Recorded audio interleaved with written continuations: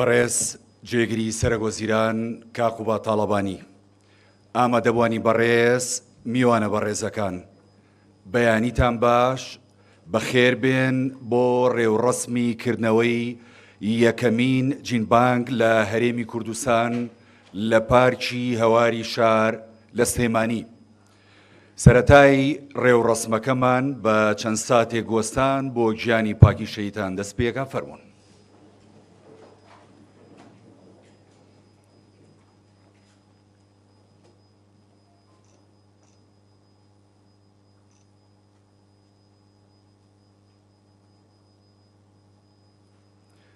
سواز بۆموان.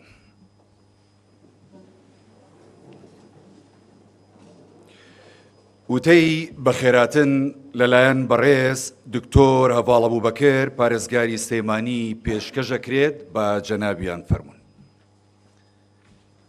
بە ناوی خوای بەخشندەی میهرەبان، بەڕێزان، بەڕێز قوبا تاڵەبانی جێگری سەرۆکی حکومەتی هەرێمی کوردستان، بەڕێز ویلیم ڕیمپا سەرۆکی هەماهەنگی نێردەی یەکێتی ئەوروپا لە عێراق و شاندیاوەری، بەڕێزان خاتوو بێگەرد تاڵەبانی وەزیری کشتوکاڵ و سەرچاوە ئاویەکانی حکومەتی هەرێمی کوردستان و بەڕێز دکتۆر ئارام محەممەد قادر وەزیری خوێندنی باڵا و توێژینەوەی زانستی، زۆر بەڕێز دکتۆر میساق عەبدولحسێن عوبێد بریکاری وەزارەتی کشتوکاڵی حکومەتی فیدراڵ، بەڕێز دکتۆر سەلاح یا بە کوردی بیڵێم سەلاحی حاجی حەسەن بەرپرسی ڕێکخراوی فاو لە عێراق، و خوشکی بەڕێزم خاتوو ژوان سابر سەرۆکی دەستەی گەشت و گوزار لە هەرێمی کوردستان، ئەندام پەرلەمانە بەڕێزەکان و هەموو ئامادەبوانی بەڕێز ڕێکخران و ئامادەبوان بە ناوی خەڵک و خاک و حکومەتی خۆجەیی پارێزگای سلێمانیەوە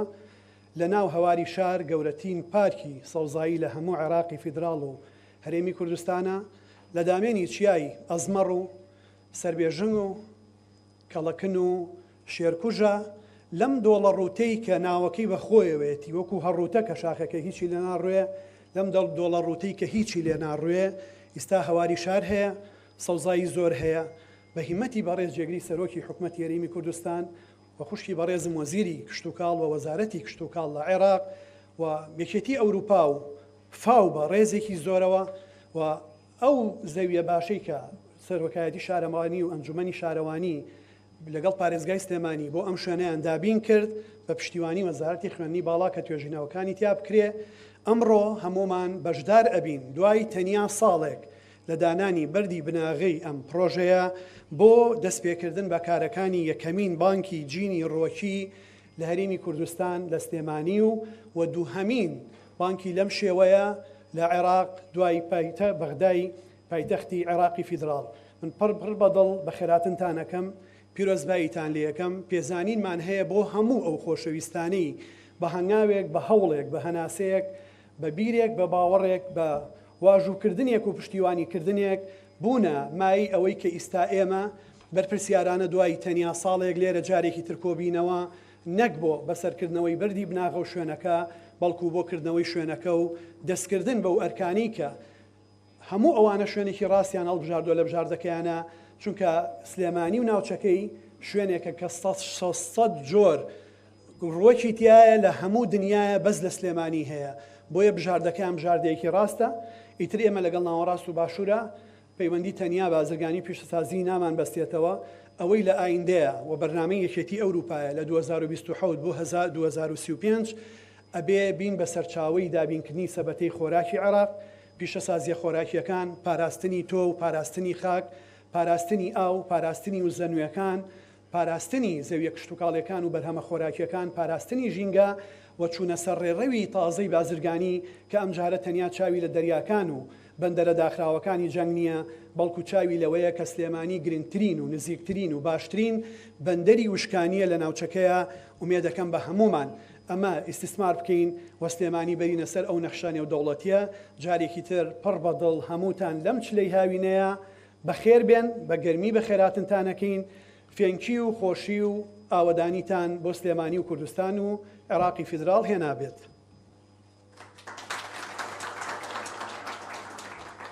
سپاس بۆ بەڕێز دکتۆر هەڤاڵ پارێزگاری سلێمانی. وتەی یەکێتی ئەوروپا لە عێراق بەڕێز بیمڕێکما پێشکەشیەکات بە جەنابیان بفەرمونون.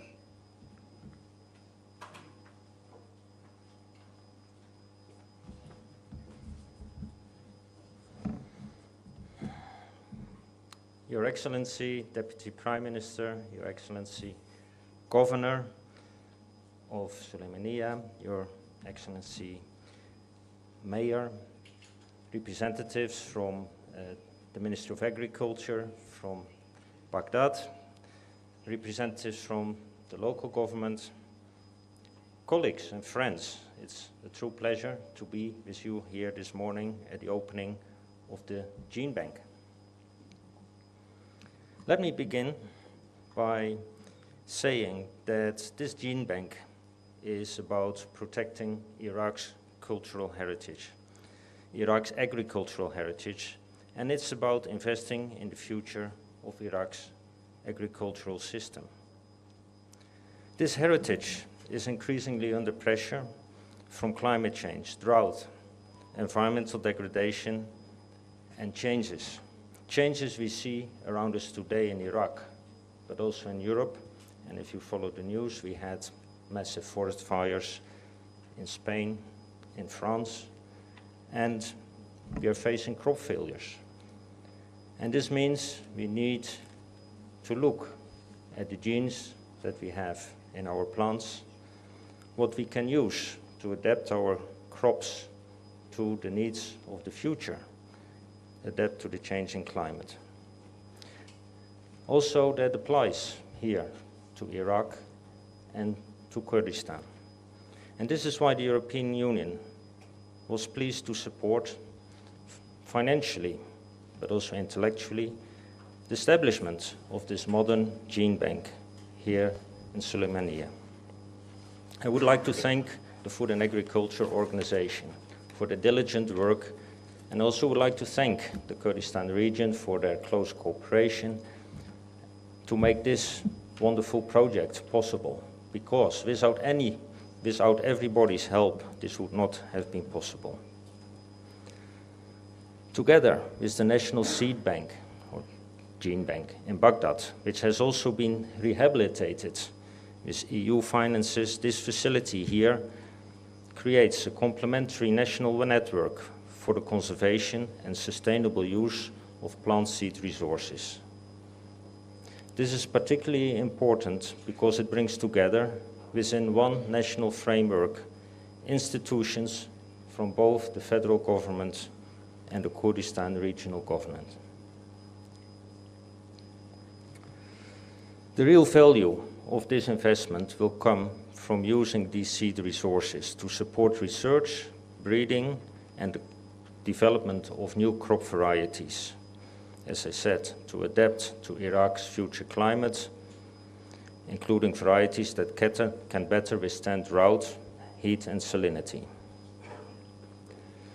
I would also like to emphasize that this project is not only about this building and the equipment. This project is very much about strengthening the capacity of people, the technical staff working here in the Conservation Bank, and it's also about documentation and following international standards. This is exactly the type of cooperation the European Union wants to promote and do, investing in infrastructure while simultaneously strengthening the institution and the people who will use it.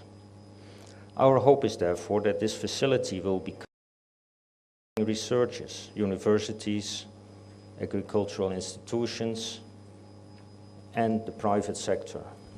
And the private sector for us means the primary producers, the farmers, but also traders and seed houses, commercial entities that hopefully will also use the knowledge of the seed bank to commercialize the genetic resources. The European Union is proud to be a partner of this effort, and we look forward to continuing our cooperation with KRG and the federal government to strengthen agriculture in Iraq. As we understood from the meetings recently we had is the Prime Minister and the Minister of Agriculture, but also the Minister of Finance, who told us that agriculture is a top priority sector in the development of Iraq, including KRG. Because agriculture is there to provide food, but also employment. And agriculture is of utmost importance to water. And we all know the challenges there are in relation to water resources. So let me conclude by congratulating all those who have contributed to bringing this project to a success. We are not only preserving the agriculture heritage of Iraq today, we are helping to protect the foundations of Iraq's future. Thank you very much.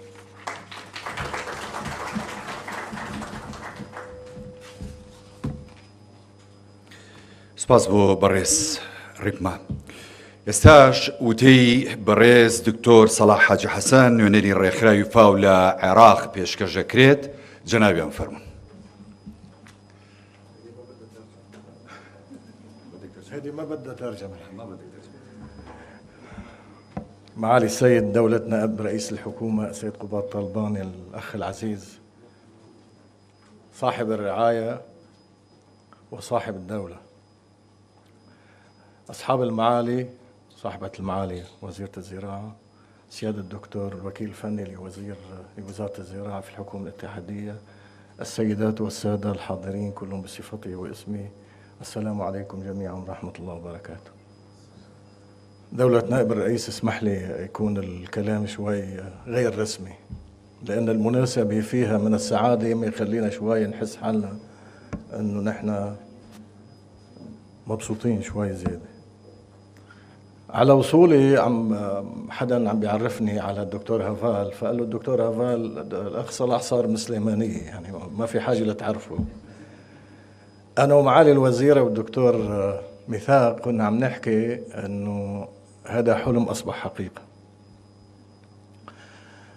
حبيت أن أبدأ من هذا الكلام لأنه نحن من 4 سنوات هذا الحلم كان مستحيل أن يتحقق لولا سببين. الأول طبعا هو دور الاتحاد الأوروبي المميز الذي ساهم ودعم ومول هذا المشروع الذي هو جزء من مجموعة إنجازات سأعود له.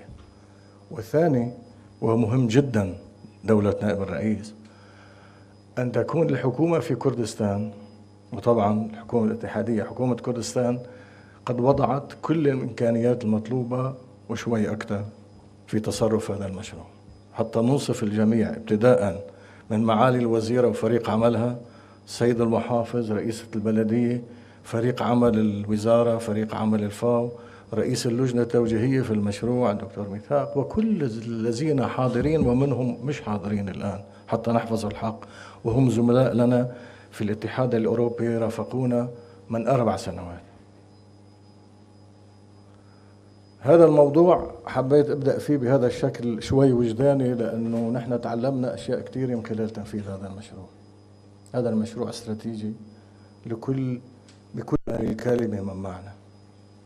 هو الأول من نوعه صحيح في كردستان، وقد يكون مميز أكثر على مستوى المنطقة والعالم، لأن استفدنا من خلال ما تم القيام به في بعض الدول في دول أخرى حتى يكون مميز بكل ما للكلمة من معنى لجهة البنى التحتية. أما ما ترونه الآن من طريق وبنى تحتية أخرى، مياه، أرض 100 دنم، تجهيزات، فريق عمل، حراسة، ري، وأمور أخرى لوجستية، كلها قدمتها حكومة كردستان. وهذا طبعا يعود الفضل فيه لدولة نائب رئيس الحكومة بالدرجة الأولى ولمعالي الوزيرة وفريق عملها. ويجب أن نعترف بأن هذه الجدية وهذه المسؤولية العالية بالتعاطي مع أمور كهذه بهذا المستوى من الاستراتيجية لابد أن نرفع لها القبعة، وأنا أتشرف كممثل لمنظمة الفاو في العراق بأن أكون جزء وشريك في هذا العمل مع الحكومة الاتحادية، حكومة كردستان والاتحاد الأوروبي. الآن حتى لا نختزل الإنجاز، لأننا اليوم دولة نائب الرئيس، اليوم نحن نطوي صفحة ونبدأ صفحة، هي صفحة أو هي قصة نجاح استراتيجية للمنطقة والعالم، وأنا أقول وأعني ما أقول. هذه الصفحة التي تعتبر مضيئة. معليك لما كنت عم تدخل قلت نحن مش من زمان كتير حطينا حجر الأساس والآن عم نشوف كل شيء. صح، العمل قد يكون العمل كان أكثر من حدود الساعات المخصصة للعمل حتى ينجز، لكن هذا الإنجاز هو جزء من مجموعة إنجازات دعمها الاتحاد الأوروبي من شمال العراق، من نينوى حتى البصرة مرورا ببغداد إلى سليمانية. بنينوى كان هناك مئات بل آلاف العائلات التي استفادت من دعم إعادة تثبيت النازحين. والمثال لو زرنا نينوى الآن نرى العديد منهم ما زال يتطور في العمل بالرغم من أن المشروع أقفل من 3 سنوات.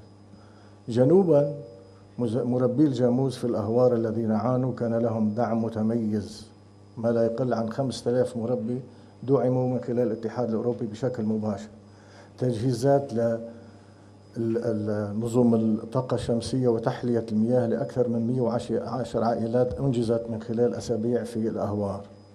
في البصرة هناك نموذج آخر لمؤسسة للمرة الأولى تقام كذلك في الجنوب، هي مؤسسة ما بعد الحصاد لمعاملات الطماطة والنخيل، فيها أحدث المعدات التي لم تدشن بعد، كذلك بتمويل الاتحاد الأوروبي. ببغداد كان إعادة تأهيل لبنك الوراثي الذي كان أصلا موجود. الحكومة الاتحادية أخذت قرار بتعميم التجربة التي نجحت من خلال تدخلات الاتحاد الأوروبي والفاو، بدليل أن هناك منحتين للحكومة الاتحادية من خلال البنك الدولي وإيفاد تم تخصيصهم لتوسيع نطاق العمل، وكانت سليمانية ضمن هذه المحافظات المستهدفة من خلال مشروع الممول من البنك الدولي. وبداية النجاح كان سببه مشاريع الاتحاد الأوروبي. دولة نائب الرئيس، أصحاب المعالي والسيادة، لا يمكن أن ننجح إذا ما كنا مخلصين فيما نقوم به، هذا متفق عليه. وأنا في هذا المجال في بعض من عمل معنا، ونحن ومعالي الوزيرة ورئيس اللجنة التوجيهية تعلمنا الصبر من خلال تنفيذ هذا العمل صراحة، ودائما الصبر ينتهي بإنجازات. وهذا الإنجاز عندما بدأت معاليك بوضع حجر الأساس بدأت الأمور تتحرك بشكل أسرع، لذلك اليوم مختلف بالنسبة لنا. فمثلومنا شو ما حكينا عم نحكي مبسوطين، والمبسوط بيعبر بطرق مختلفة، هذه إحدى وسائل التعبير اللي عم نحكي عنها. هذه صفحة من صفحات الإنجاز التي ستحفظ إن شاء الله كل الإرث النباتي والوراثي لمنطقة هي مميزة أصلا بالمكونات الوراثية النباتية على مستوى ليس كردستان وليس العراق وإنما العالم. نحن نعلم أنه في كردستان في 70% من الإرث النباتي الوراثي للعراق، وقد يكون جزء كبير منها غير موجود في العالم. ما سيكون في هذا المركز أو هذا الصرح الذي نحن فيه الآن والذي قام بافتتاح دولة نائب الرئيس سيكون له فضل ليس على العراق فقط وإنما على العالم، لأن هناك مواد وراثية ليست موجودة إلا في هذا المكان. أنا لا أبالغ، الذين يعملون في هذا المجال يعرفون ماذا أعني بهذا الكلام. وبالتالي نحن الآن نحفظ إرث الأجيال الماضية في هذا المكان، ونضمن مستقبل الأجيال القادمة على نواحي علمية بمستوى عالمي بمواصفات إن شاء الله أقل ما يقال فيها هي مواصفات عالمية، قد لا يكون بدول أخرى في المنطقة فيها هذه المواصفات. لذلك دولة نائب الرئيس، أصحاب المعالي، مبروك لكردستان، مبروك للعراق، شكرا للاتحاد الأوروبي، شكرا لكل الذين ساهموا وجاهدوا حتى نصل إلى هذه اللحظة السعيدة. أؤكد مجددا ما أكده مدير عام المنظمة خلال زيارته العراق ولقائه بالمسؤولين الكبار في بغداد وفي أربيل في كردستان، على أننا دائما سنكون إلى جانب الجهود الحكومية لتطوير القطاع الزراعي وكل ما يخدم المزارعين وأهلنا في هذا البلد العزيز وفي هذه المحافظة العزيزة. الآن نحن في صفحة من النجاح لن نطويها، بل نبدأ نواجه التحديات القادمة إن شاء الله ليكون هذا الصرح العلمي متميز بكل ما للكلمة من معنى. ونحن على موعد دولة نائب الرئيس، معالي الوزيرة، السيد الوكيل، السيدات والسادة، لإطلاق قصة نجاح جديدة إن شاء الله في حوالي منتصف الشهر القادم للسليمانية. شكرا دولة نائب الرئيس، شكرا صاحبة المعالي، شكرا لكم السيدات والسادة جميعا، والسلام عليكم ورحمة الله وبركاته.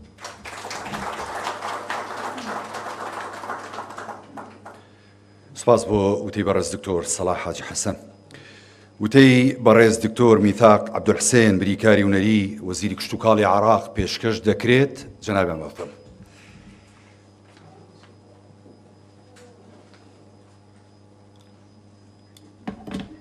بسم الله الرحمن الرحيم.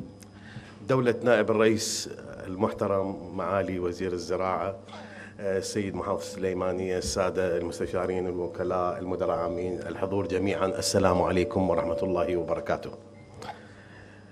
من دواعي الفرح والسرور أن نكون أولا في كردستان وفي سليمانية تحديدا، ونحن نفتتح مشروع قد أستعير كلمة أنه هذا المشروع من الأهمية ما يرقى لأن يكون جزء مهم من الأمن الغذائي للعراق عموما. مثل ما نعلم أن الأمن الغذائي دولة نائب الرئيس هو من أهم التحديات التي تواجه العالم اليوم.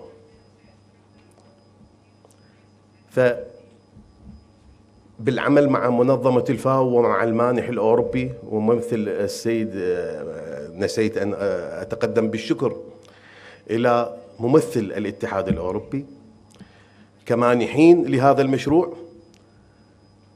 يأتي هذا المشروع من الأهمية أن نكون ضامنين للأجيال القادمة مثل ما ذكر دكتور صلاح، وأن نستفاد من تجارب الماضي.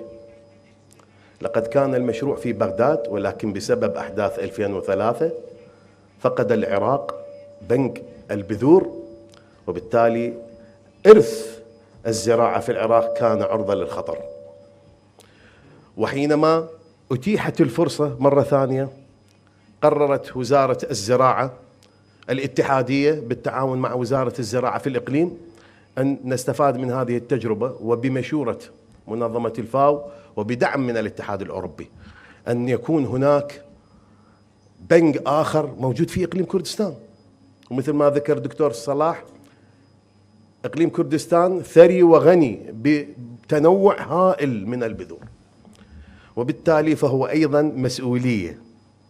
يعني نحن اليوم نعطي جزء من هذه المسؤولية إلى إقليم كردستان وفي سليمانية تحديدا ليحافظوا على هذا الإرث. وأنا فرحان جدا أن أجد هذا الدعم من أعلى هرم السلطة والحكومة، ممثلا بالسيد دولة نائب رئيس الوزراء، وبإشراف مباشر من معالي وزير الزراعة التي لم تدخر جهدا. يعني يمكن من الوزارات المميزة علاقة الوزارة الاتحادية للزراعة مع وزارة الإقليم ومع كل الإخوان والزملاء الحاضرين.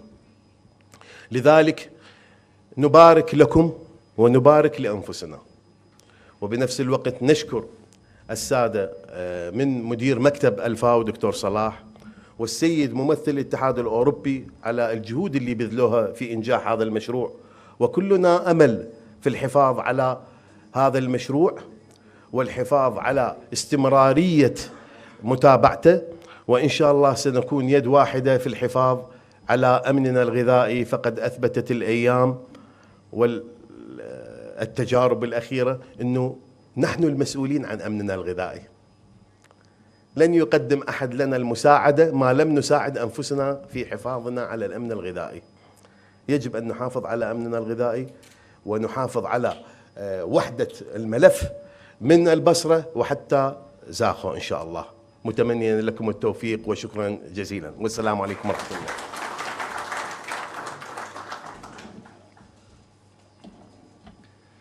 سپاس بۆ بەڕێز بریکاری هونەری وەزیری کشتوکاڵی عێراق دکتۆر میثاق. بەیەکەوە بینەری ڤیدۆیەکی کورتە بین دەربارەی هەنگاوەکانی دروستبوونی جیمپانگ لە سلەیمانی هەرێمی کوردستان. فەرموون.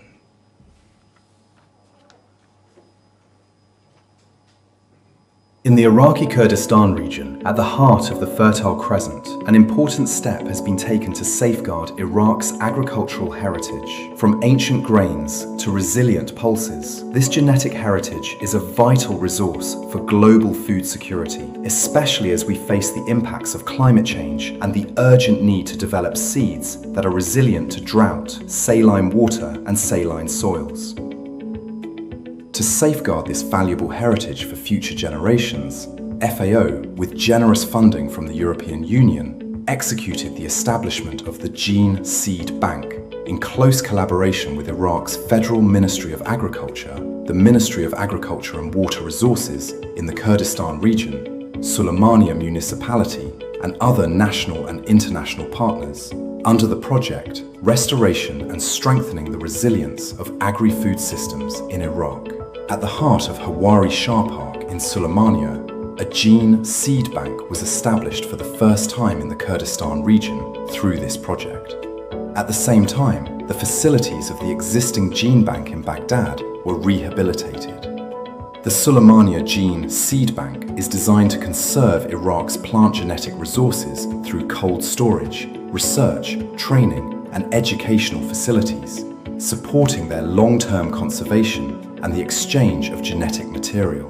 To sustain these efforts, FAO, in collaboration with national and international partners, conducted several training sessions in Baghdad and Suleymaniye for Gene Seed Bank staff, technical experts, and local institutions. Additional training was provided in Morocco for Gene Seed Bank staff.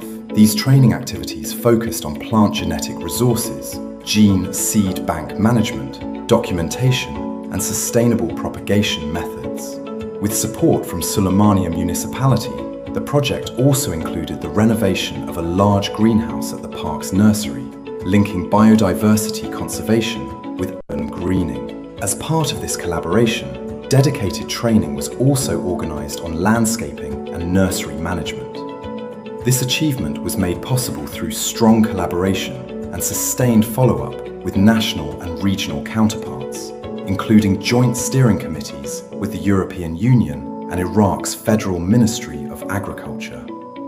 Regular high-level meetings with the Ministry of Agriculture and Water Resources in the Kurdistan region, the Governorate and Municipality of Suleymaniye, as well as with the Deputy Prime Minister of the Kurdistan Regional Government, were also instrumental. Their continued support and engagement played an important role in ensuring strategic alignment and lasting impact.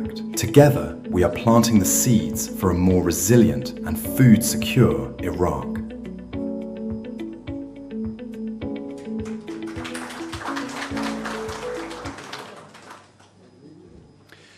ئێستاش سەرنجتان ڕاکێشم بۆ وتاری خات و بێگەر تاڵەبانی وەزیری کشتوکاڵ و سەرچاوەکانی یاو لە هەرێمی کوردستان.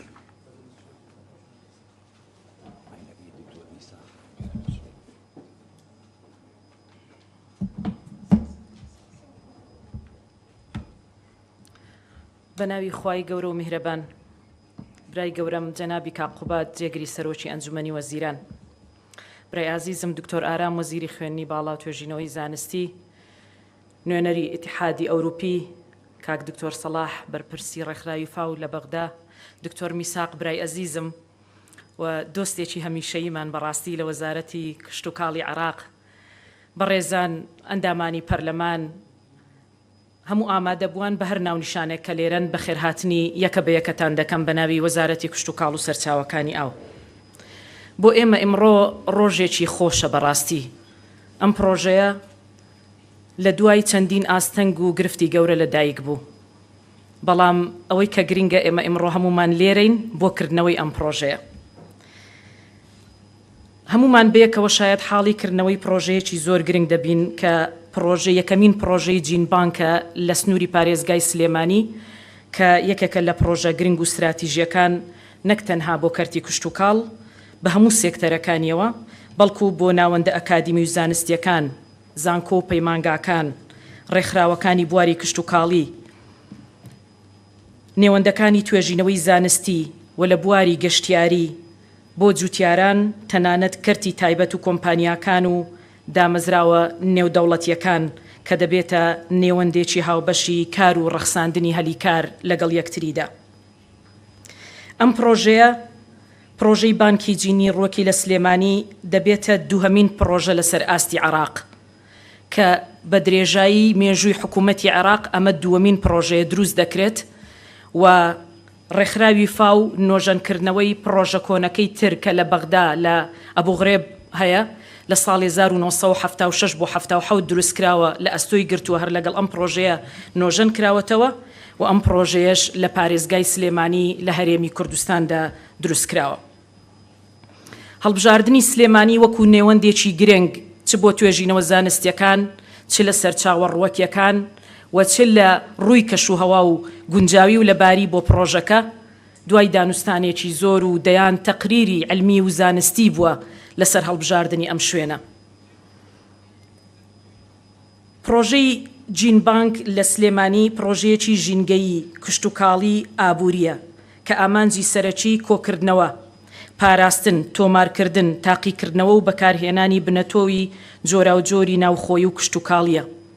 ئەم ناوەندە دەتوانێت ببێتە بنەمای سیستمێکی نوێ بۆ پاراستنی سەرچاوە ژێنێتێکیە کشتتوکاڵیەکان بۆ پشتگیری جوتیاران لە بەرهەمهێنانی بەردەوامدا. کاتێ دەڵێن لە دوو مێژووی جیاوازدا پرۆژەی جینبانک لەسەر ئاستی عێراق دروست دەکرێت، پێویستی و گرنگی ئەم پرۆژەیە دەردەخات کە ئێستا لە سلێمانی لە کاتێکدا دروست دەکرێت کە گۆڕانی کەشوهەوا، وشکە ساڵی، کەمبوونەوەی سەرچاوەکانی ئاو، زیادبوونی ڕێژەی خوێ لە ئاودا، لە دەستدانی هەندێک جۆری کۆنی ڕوەک و بنەتۆیەکان پێویستی بە سیستمێکی ڕێکخراو بۆ پاراستنی بنەتۆ هەیە. بانکی بنەتۆ دەتوانێت سەرچاوەیەکی درێژخایەن بێت بۆ پاراستنی جۆرەکان و دابینکردنی بنەتۆوی کوالیتی بەرز بۆ جوتیاران و بۆ هەموو ئەو نێوەندانەی کە ئاماژەمان پێدا کە مامەڵە لەگەڵ ئەم پرۆژەیەدا دەکەن. لە هەمان کاتیشدا سەردەمی ئێستا سەردەمی بەکارهێنانی تەکنۆلۆژیای نوێیە بۆ تۆمارکردنی زانیاریەکان، دروستکردنی داتابەیسی دیجیتاڵی کە ئەمانەش دەبنە هۆی پاراستنی میراسی کشتتوکاڵی و جۆرا و جۆری ژینگەی کوردستان و پاراستنی ئاسایشی خۆراک کە ئێستا بۆتە یەکێک لە گرفتە گەورەکانی هەموو دنیا. لە هەمان کاتدا نێوەندێکی زانستیە بۆ توێژینەوەکان، سوودگەیاندن و کاری هاوبەشی بەردەوام لەگەڵ زانکۆکان، ڕەخساندنی دەرفەتی کار لەگەڵ کەرتی تایبەت، جوتیاران، پسپۆڕانی نێوخۆی و نێودەوڵەتی و ڕەخساندنی دەرفەتی کار بۆ هەزاران کەس کە لەم بوارەدا دەیانەوێت کارەکانیان ئەنجام بدەن و توێژینەوەکانیان سەر پێ بخەن. لەلایەکی ترەوە پرۆژەیەکی تەواوەتی گەشت و کاڵە ئەو چەمکەی کە جەنابی کاقوباد جێگری سەرۆکی ئەنجومەنی وەزیران هێنایە ناو کلتوری کاری بەیەکەوەیی کارکردن لە نێوان وەزارەتی کشتتوکاڵ و دەستەی گەشت و گوزار لە هەرێمی کوردستاندا. ئێرە دەبێتە نێوەندێکی گەورەی گەشتیاری بۆ ئەو گەشتیاریانەی کە دەیانەوێت سەردانی پارێزگای سلێمانی و هەرێمی کوردستان بکەن و وەلەو چوارچێوەیەشدا دەچێتە ناو کۆی ئەو نێوەندانەی کە بۆ بواری گەشتیاری تۆمار کراون لە هەرێمی کوردستاندا. بۆیە جگە لە کەسانی پسپۆڕ و زانایانی تایبەتمەند لە بوارەکەدا گەشتیارانیش دەتوانن سەردانی ئەم نێوەندە گەورە زانستیە بکەن بۆ ئەوەی سوود ببینن و بینەری هەموو ئەو جۆری بنەتەوانە بن کە لە ناو خەزانەکانی ئەم پرۆژەیەدا هەڵدەگیرێ. هەر بۆیەش پێشنیار دەکەین ئەم پرۆژەیە هاوبەشی لە ئەم پرۆژەیەکی هاوبەشە لە چوارچێوەی ئەو بۆردەی کە دروست دەبێت لە ئایندە بۆ بیدارەدانی ئەم جینبانکە، بەڵام دەبێت پەیوەندیەکانی نێوان وەزارەتی کشتتوکاڵ و سەرچاوەکانی ئاو، وەزارەتی خوێندنی باڵا و زانکۆکان، توێژینگە کشتتوکاڵیەکان، دامەزراوە نێودەوڵەتیە پەیوەندیدارەکان، کۆمپانیاکانی کەرتی تایبەت بەم بوارە زیاتر پەرەی پێ بدرێت. لە ئێستاوە ئەرکە قورسەکەمان دەست پێ دەکات بە شێوەی قۆناغ بە قۆناغ لەگەڵ پێوانەکانی زانستی و چاودێری کە ببن بە هۆکاری بوونی کوالیتیەکی بەرز بۆ بنەمای سەرکەوتنی ئەم پرۆژە گرنگە. بە دڵنیاییەوە من ئاماژەم پێدا کە ئەم پرۆژەیە دوای ئاستەنگ و گرفتی زۆر لەدایک بوو، بەڵام جوهدێکی بەردەوام و تەحملێکی لە ڕادەبەدەری ویست بۆ ئەوی کە بتوانین هەنگاوەکانمان سەرخەین. ئەم جوهدە بە تەنها وەزارەتی کشتتوکاڵ نەبووە، بۆیە جێی خۆیەتی ئێمە وەکو وەزارەتی کشتتوکاڵ و سەرچاوەکانی ئاو سوپاسگوزار و پێزانینی خۆمان دەرببڕین بۆ هاوبەشەکانمان بە تایبەتی یەکێتی ئەوروپا کە فەندی پرۆژەکەیان گرتە ئەستۆ ڕێکخراوی فاو کە پاڵپشتێکی بەردەواممانە نەک بۆ ئەم پرۆژەیە بۆ دەیان پرۆژەی تر کە بەیەکەوە ئێستا کار بەیەکەوە دەکەین و لیژانی تایبەتمان هەیە بەیەکەوە گەورەترین پرۆژەشمان کە ئینشاءالله لە مانگی داهاتوودا دەتوانین کاری لەسەر بکەین بریتە لە پرۆژەیەکی گەورە بۆ پەروەردەکردنی هەموو ئەو کەسانەی کە لە بواری ئاژەڵداریدا لە سنووری پارێزگای سلێمانی و ئیدارەی ڕاپەڕین 2000 کەس ئێستا تەدریبی پێدەکرێت طبعاً بە هاوبەشی لەگەڵ وەزارەتی کشتتوکاڵی عێراق کە من سوپاسگوزارم ئەوان دەرگایەکی گەورەیان بۆ ئێمە کردوتەوە بە حکمی ئەو پەیوەندی باشەی کە لەگەڵ یەکتریدا هەمان بۆ لە ڕابردوودا ئەمە هۆکارێکی ئەساسی بووە کە لە بەشێکی زۆری ئێمە پرۆژەکانی ئەوان سوودمەند دەبین کە ئومێد دەکەم ئەمە ببێتە هۆکارێکی گەورە بۆ پاڵپشتیکردنی خاوەن ئاژەڵەکانمان و لە هەمان کاتیشدا لە دایکبوونی براندێکی تایبەتمەند بە خۆیان کە یەکەم جار بێ دەچێتە بازاڕەکانی هەرێمی کوردستانەوە. سوپاس بۆ وەزارەتی کشتتوکاڵی عێراق کە واژۆی گرێبەستەکەی کرد و ڕەزامەندی دروستکردنیدا کە ئەم پرۆژەیە لە هەرێمی کوردستاندا لەدایک بێت لە پارێزگای سلێمانی. ڕێکخراوی ئیکاردا، پارێزگای سلێمانی، ئیدارەی پارکی هەواری شار و خوشکی ئازیزم لەیلاخان لە شارەوانی سلێمانی و بەڕێوەبەرایەتیە گشتیەکانی کە لە پارێزگای سلێمانی لەگەڵمان هاوکار و هەماهەنگ بوون یەکە بە یەکە سوپاسگوزارتانم و هەمیشە چاوەڕێی ئەوە دەکەین کە ئێمە لەگەڵ یەکتریدا هەماهەنگی بکەین کار ئاسانی بکەین بۆ ئەوەی بتوانین پرۆژەی باشتر گەورەتر بێنینە ناو سنووری پارێزگای سلێمانی.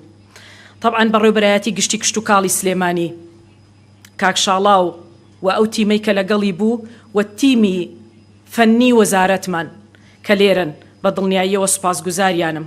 سوپاس بۆ بەڕێوەبەری گشتی توێژینەوەی کشتتوکاڵی لە دیوانی وەزارەت کاک نەبەز لە دوای دەست بەکاربوونی بە وەکالەت لە ئەم بەڕێوەبەرایەتیە گشتیە یەکێک بۆ لەو کەسانەی کە هەمیشە هاوکارمان بووە و هیچ جۆرە ئاستەنگێکی لە بەردەمی پرۆژەکە دروست نەکردووە و دەعمێکی تەواوەتی پرۆژەکەی کردو سپاسی دەکەم. و ستافی هاوکار لە تیمی وەزارەت و تیمی تەکنیکی سەرپەرشتیاری جێبەجێکردنی پرۆژەکە و کۆمپانیای جێبەجێکاریش کە ئێمە ناکرێ ڕۆڵیان نادیدە بگرین کە لە ماوەیەکی دیاریکراودا توانیان پرۆژەکە سەرپێی خۆ بخەن. دووبارە سوپاسی یەکە بە یەکەتان دەکەم. سوپاس بۆ حزوری هەموو لایەک ئومێد دەکەم نەک تەنها ئەم پرۆژەیە ئومێد دەکەم لە مانگەکانی داهاتوودا شاید حاڵی کردنەوەی چەندین پرۆژەی تر بین بە پاڵپشتی جەنابی جێگری سەرۆکی ئەنجومەنی وەزیران لە سنووری پارێزگای سلێمانی هەر شاد و سەرکەوتوو بن هەموو لایەکتان بەخێر بێن و کاتێکی خۆش. سپاس بۆ خات و بێگەر تاڵەبانی. داوا لە بەڕێزان جێگری سەرۆکی حکوومەت بەڕێز کاقوبات تاڵەبانی و بەڕێز وەزیری کشتتوکاڵ و نوێنەری یەکێتی ئەوروپا و ڕێکخراوی فاوەکەم بفەرمونون بە یەکەوە بەشەکانی جیمبانک بەسەر بکەنەوە.